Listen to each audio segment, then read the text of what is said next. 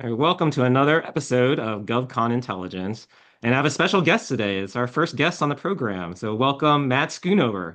Matt is the lead partner at Schoonover and Moriarty. It's a small business GovCon focused law firm out in Olathe, Kansas. And Matt and I are going to go through a deep dive on the 8A data call, but specifically what SBA itself says it's going to do with the information on the 8A data call. So Matt, you and I both have clients, friends, companies that we work with that are responding as of January 19th, which is a federal holiday. So they're going to be, SBA decided we're not going to ruin Christmas and New Year's, but we're going to ruin another federal holiday come January 19th.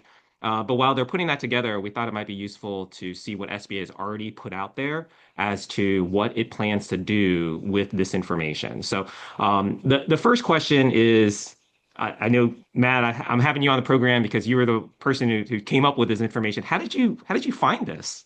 Well, and first of all, Sam, I'm honored to be the first guest on your podcast here. It's wonderful. I really appreciate that. So thanks for the opportunity to It could join be you. anybody else. I should mention you and I are both co-chairs on the American Bar Association Small Business Committee, so we know each other through that. Absolutely. We've been friends, for a few years now. So I think listen, I really respect you and the knowledge and the insight you bring into the small business contracting community. So I really appreciate all of the information you put out and quite frankly, all of your friendship over the last several years. So thanks sincerely for the opportunity to join you. But really, like you, I know we've had some clients reach out to us certainly about SBA's data call for 8A companies. And when this data call first hit, I think it was December 5th, the first Friday in December, if memory serves. There was a lot of news about it. There was a lot of kind of inside the industry, people publishing this and explaining that, hey, 8A contractors really need to get on the ball and provide SBA with I think what is not an insignificant amount of information and data relating to their businesses and their operations and their Yeah, we'll get to contracts. $32 million, but yes, not insignificant is the Exactly right right. number. Exactly right. It is a pretty significant amount of information and effort to put all of it together.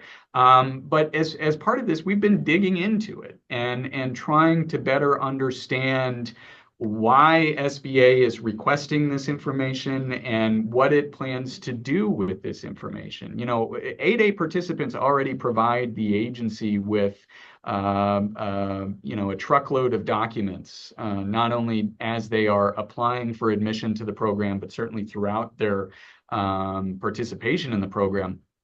And so trying to understand, why SBA is requesting this additional information and what it means for our clients and what the best ways to respond to the data call are. And so we've been going through a lot of that to really better understand more why SBA is asking for it.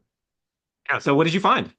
Tell me about it. So it's been pretty interesting and under there's a statute called the Paperwork Reduction Act, and I'll let you kind of explain the Paperwork Reduction Act a little bit more. But really, whenever the government requests information from individuals, it needs to comply with the Paperwork Reduction Act, and SBA's efforts to comply with the Paperwork Reduction Act through the Office of Management and Budget are available publicly on OMB's website. And so, reviewing that information, we've been able to kind of better understand why SBA is requesting this information and what the agency intends to do with it.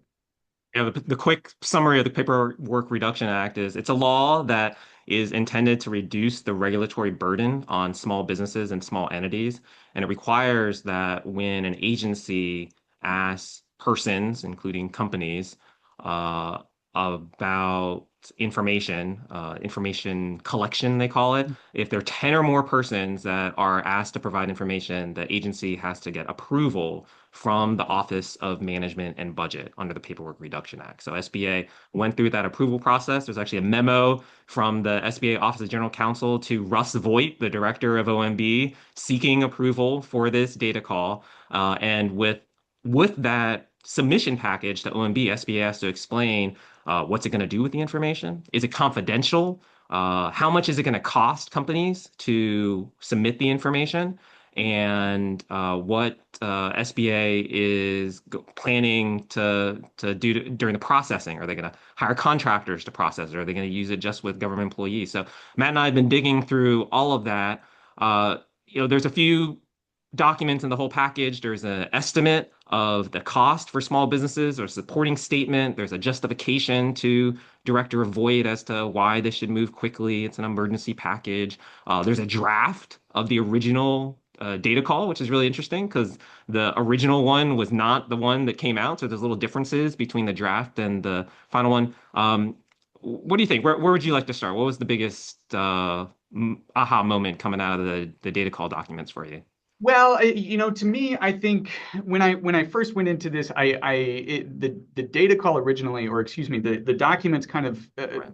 quite frankly, confirmed my prior thoughts about the data call, and my prior suspicions about the data call. Correct. If I'm being honest, when I was first forwarded this in the data call, of course, as everybody knows, came through an email to companies.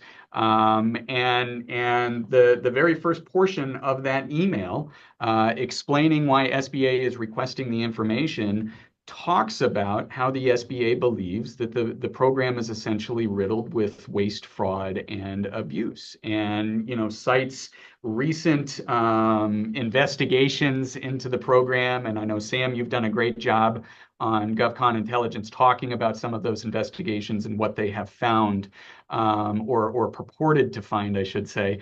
But it was really alarming to me when I first read this data call that SBA, who's supposed to be the champion of the 8A program, was really kind of, as I read it, undermining the program and buying into the false notion, I think, that the program is just riddled with, waste, fraud, and abuse. And so, quite frankly, reviewing some of the underlying data, the underlying information that SBA provided to OMB,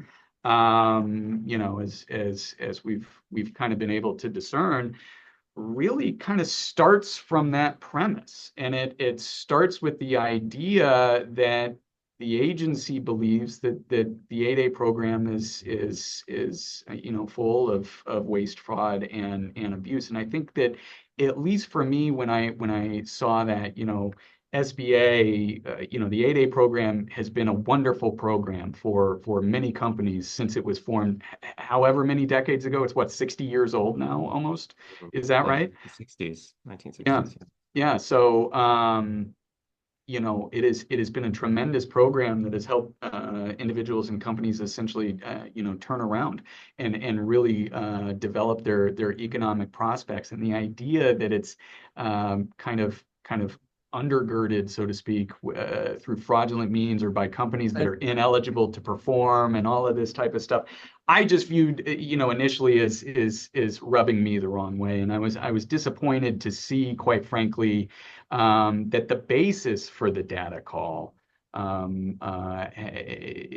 is really formed from that belief as well, or at least that's my interpretation of the reason why And SBA. you kind of have two justifications layered on top of each other. So first you have the basis for the December 5th letter in the first place, which is, as you say, this so-called fraud, waste, and abuse, $550 million. I found it was Yes. $22,000. But okay, there is some level of fraud.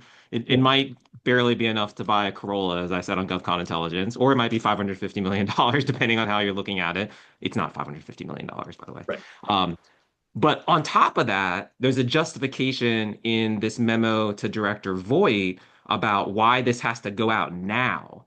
Because usually under the PRA, Paperwork Reduction Act, you have to go through a public process. Mhm. You have to tell the public you are going to do this before you do it. That's notice and comment. We talked about that with the FAR overhaul.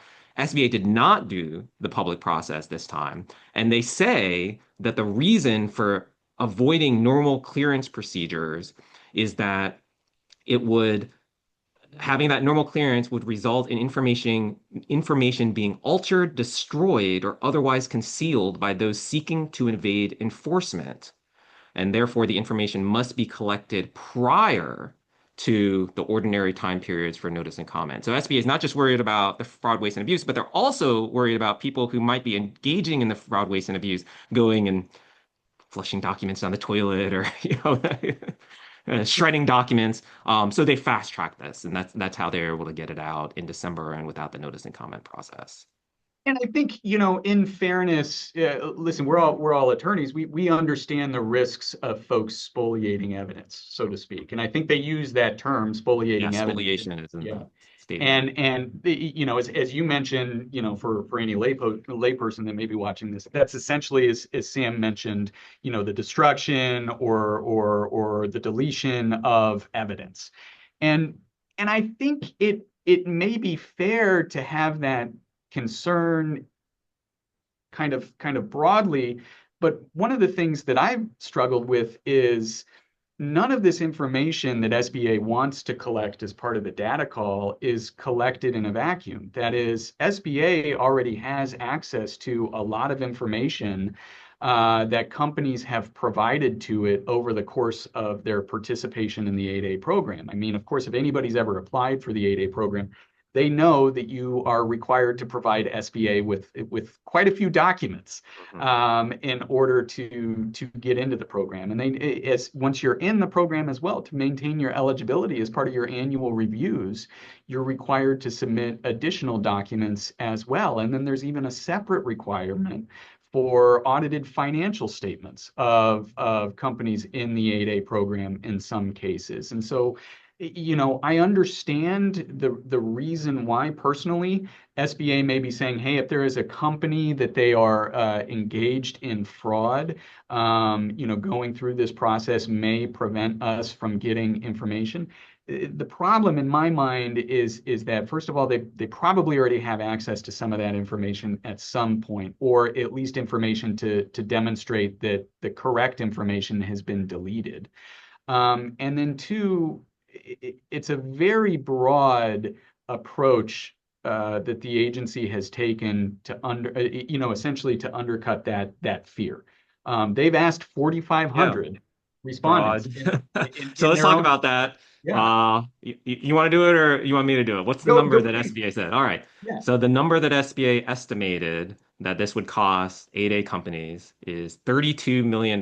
So one of the requirements of the Paper Reduction Act is you tell OMB as an agency, how much do you think this will cost all the respondents altogether? And SBA added up that 4,500 that Matt just mentioned about I think $7,000 per participant, which is, to give SBA credit, that's pretty reasonable. Like they could have lowballed that number and they didn't. But you multiply those two numbers together, you get $32 million as the ultimate burden on small businesses through this request that came out December 5th. And that's not an insignificant amount, as you said, Matt. That's a lot of work on the part of 8A contractors. They say in it can be more for some companies that maybe have a lot of contracts, maybe less for some companies that are new in the program. $32 million, that's a lot of money. Yeah, it is. And the thing that kind of struck me too is you mentioned SBA said it could be more, it could be less, depending on the number of contracts that they have. Honestly, I think the thing that may be overlooked in SBA's rationale too is I think it's automatically going to be more for those 8A companies that perhaps are a little less sophisticated. And I don't mean that in a derogatory way to say that these companies aren't sophisticated.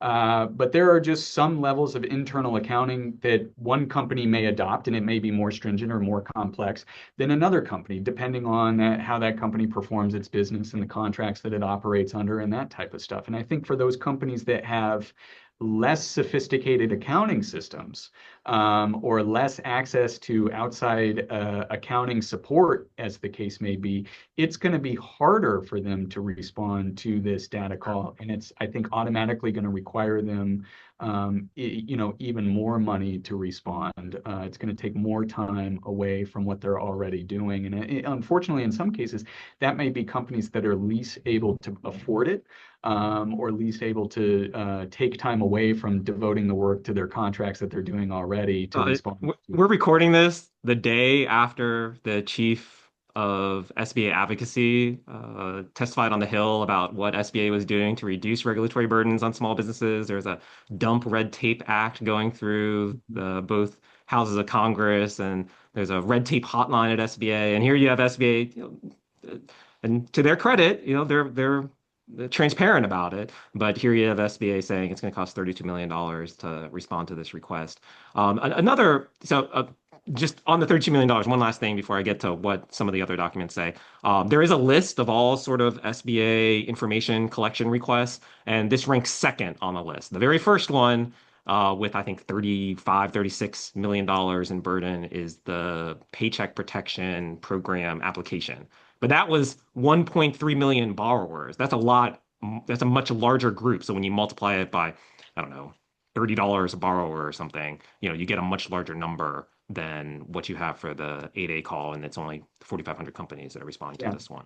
And I'll say too, in regards to that, when you have to also kind of look at what some of the discrete categories of information that SBA is requesting, and there were a few, and I'll be completely candid. Listen, I'm a business owner, I'm an attorney, I consider myself to be a moderately intelligent person at least, but accounting is not one of my strong suits. And so when I was reading some of what the requirements are that SBA was asking for, I quite frankly had to Google them to say what is this? And I think some of them are, subledger schedules and trial balances and all of these type of things. And I'm sitting there saying, if somebody asked me to provide this on behalf of my business, I would have to, ask several different follow-up questions to probably get what it is they were looking for. And I think that there's probably a lot of small businesses that are out there in that same boat too. It's not that they don't keep good records. It's just that, by their day job, they aren't accountants and they might not speak this language. And so it's going to take a little bit for them to understand not only what is being asked of them, but to provide it in a way that SBA wants it. Yeah, and I've gone deep into QuickBooks to try to figure this out. I'm in the same boat as you, doing my own books and accounting, and some of this is not straightforward. You're absolutely right about that. Yeah, with this package, SBA submitted a supporting statement to OMB, and there's some required responses that SBA has to provide. And one interesting one is about confidentiality. Yeah. So Matt, our clients have asked us, what does SBA plan to do with the information? How is it going to keep it confidential? There's a very revealing statement in that supporting statement from SBA as to what it says about privacy and confidentiality. So I'm just going to read it word for word, and we'll discuss. It says, there is no assurance of confidentiality. During contract administration, disclosure and non-disclosure of information is handled in accordance with the Federal Acquisition and Agency regulations, as well as the Freedom of Information Act and the Privacy Act and SBA systems of record notice. That starts, there is no assurance of confidentiality. What do you Yeah. think? That's in my printout of this. I have a pink exclamation point right next to that highlighted language because they that's I know they say, hey, we're going to handle this data in accordance with that, but if they're starting from the presumption, as I read it, that there is no assurance of confidentiality of this information, I really struggle with that. And I struggle with how do I advise my clients to respond to that if the agency itself is saying we can't guarantee the confidentiality of the information that you submit. And again, we're talking about very sensitive information, a company's secret sauce, so to speak. It's complete accounting ledgers of the company. It's complete books. essentially a list of all of its employees, a list of all of its vendors, a list of all of its contractors, that type of information. And to say that there's no assurance of confidentiality in that information, I'm very worried about what SBA means by that statement. Yeah, and And then there will be, if I'm outside reading that, maybe I make requests to SBA, FOIA requests, congressional requests to see what comes out of this. That is very concerning language, and you noticed it when the request came out, December 5th request. It doesn't say anything about confidential. It doesn't say anything about how SBA will treat it. yeah, exactly. And So I'll say there's a couple of other statements in there, Sam, that you and I have discussed that I think relate to the confidentiality provision, or perhaps in my mind, kind of affirm that the response of no assurance of confidentiality is somewhat alarming. And that is, first of all, the SBA. I mean, I just mentioned, hey, they're asking for a company's secret sauce. But SBA in its own information says, or its own statement to the OMB says, there are no questions of a sensitive nature. And I look at that and I say, again, if you are asking for a company's essentially complete financial information, maybe the questions themselves the aren't of a questions sensitive themselves, right? nature. Maybe SBA is right in that regard, but certainly the responses are very sensitive. And so I would be again concerned if they don't believe that the information that they're going to get from respondents is sensitive. And I know, Sam, we've talked offline about this. Uh, How is SBA, as part of this, they have to say how they're going to publicize this information. Mhm. What does SBA say there as far as, what information may or may not be made public? This is really interesting. So one of the questions that you have to answer for OMB is, what do you plan to do with the information? And SBA's answer was, SBA plans to publicize the broader outcome of its review through a press release or other means. That there are no plans for publication of individual specific information for statistical use. So it sounds like SBA is going to try to maybe highlight particular areas. There's no assurance of confidentiality, so it may be that they highlight certain groups of firms. And part of the submission said, we're going to look at contract related issues, limitation on subcontract, and actually cite the FAR clause Yeah. 52.219 on limitations on subcontracting. They're going to look at continued compliance with SBA program matters, but they're also going to look at whether the firms were truthful in getting into the program. So there's a sentence that says whether firms represented their eligibility at the start of the program. So you have SBA here on record saying, we're going to do a press release, we're going to do something, we're going to put all these together in a press release, maybe to expose what's happening in the 8A program, or who knows? Let's give them credit. Maybe they're going to do something nice about the 8A program, but that does not seem to be the recent history. And then they're going to look closely at these contract related issues, issues about program compliance. That's probably excessive withdrawals, I think, and Mhm. economic disadvantage. But also, really interestingly, whether the company got into the program under truthful representation. So, what do you Right. think that means? I think if I have to guess, I wonder if that goes back to, kind of the recent history, so to speak, of the program, and how SBA considered the rebuttable presumption Yeah, of Ultima. social disadvantage and the issues with that, as you mentioned, Ultima, and how SBA addressed that. I wonder, quite frankly, if this is another way for the agency to go back and say, do we really think that people were being truthful when they told us that they had experienced some level of social disadvantage in here, and were they admitted to the program properly? And that's how I interpreted it. At least one way that SBA may take a look at that. What do you think? I think you're absolutely right. I think it's getting to social disadvantage. SBA processed thousands of these social disadvantage narratives over the past 3 years now, 2.5 years since Ultima was decided. And there may be some suspicion at SBA that they can find information in this data that contradicts what was in the social disadvantage narrative, or at least calls into question what was in the social disadvantage narrative.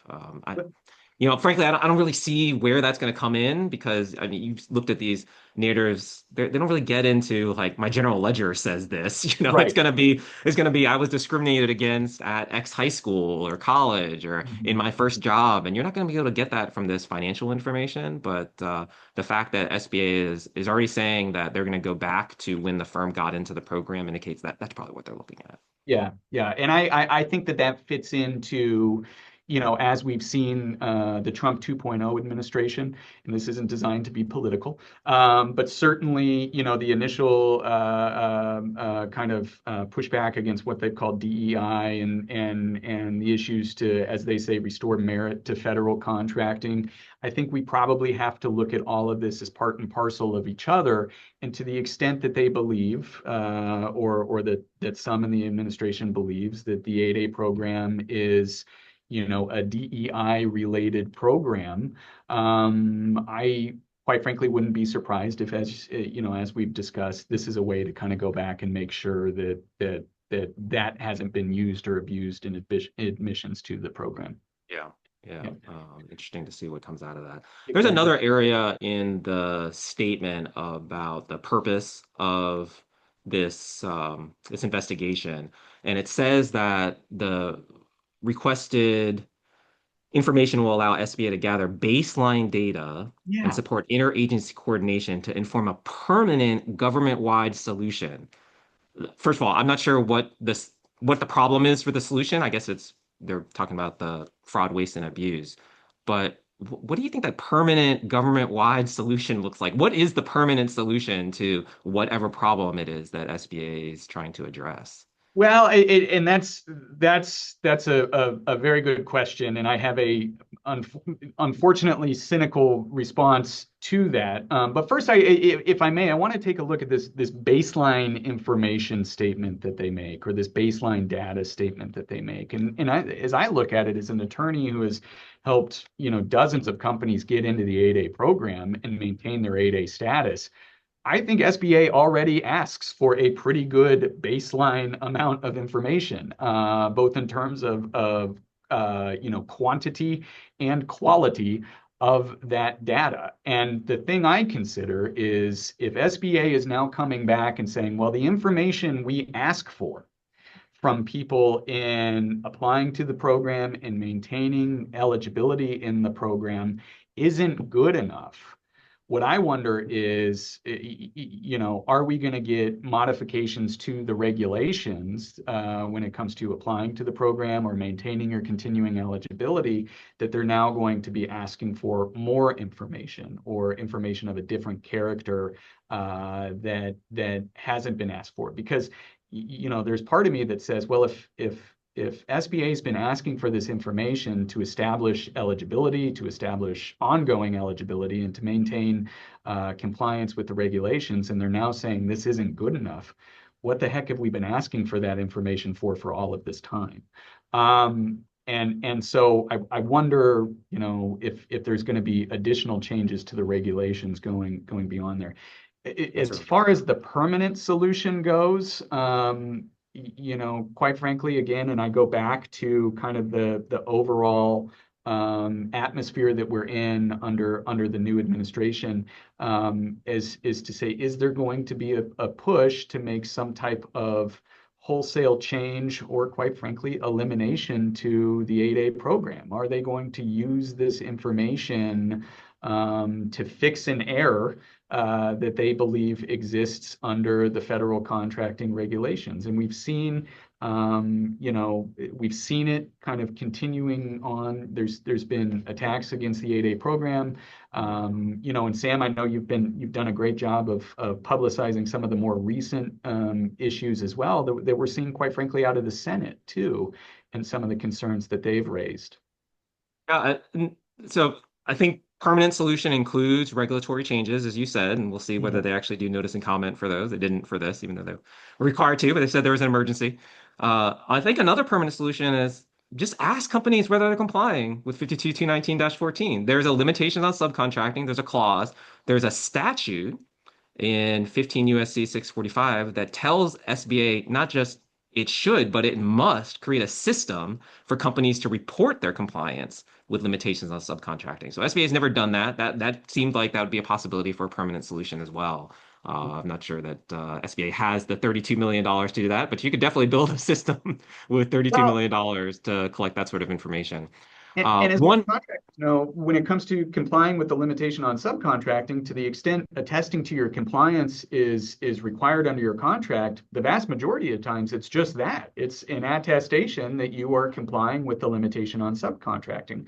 And then if the agency has reason to believe that perhaps you're not, or reason to doubt that, then the agency can take additional action to, kind of learn more and, if appropriate, investigate your compliance with that. But I think you're absolutely right that as far as an initial solution goes, a baseline solution goes, it should be some level of attestation. And there is a similar mechanism for it under the joint venture rules and Right. requirements. Yeah. You send in reports, quarterly financials, Exactly. and certifications.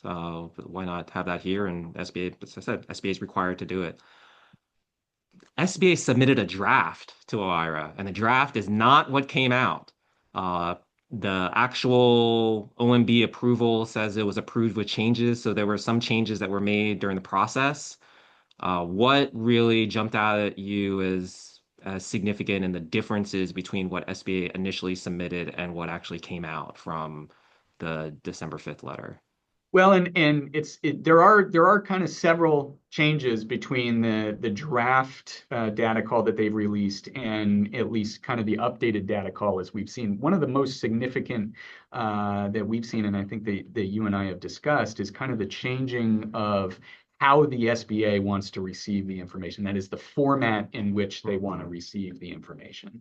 And for some of these requirements, particularly the more financial related requirements, SBA's draft initially said that they wanted them in an Excel file. And now SBA in the actual data call, they have changed that to a CSV file. And that to me suggests one of two things. I think there's maybe a benign explanation for it, and I think there's maybe one that could be a little more interesting, and I'd love to hear your thoughts on this too. But my impression is the more benign explanation is by changing it to a CSV file, maybe what the agency was doing is recognizing, hey, sometimes people might use an Apple product and maybe they don't use Oh, Excel, but what's Apple's Pages? And Pages, I think, might be CSV data or something like that. And so maybe they're trying to just say, hey, we want this in that format, or to be more inclusive.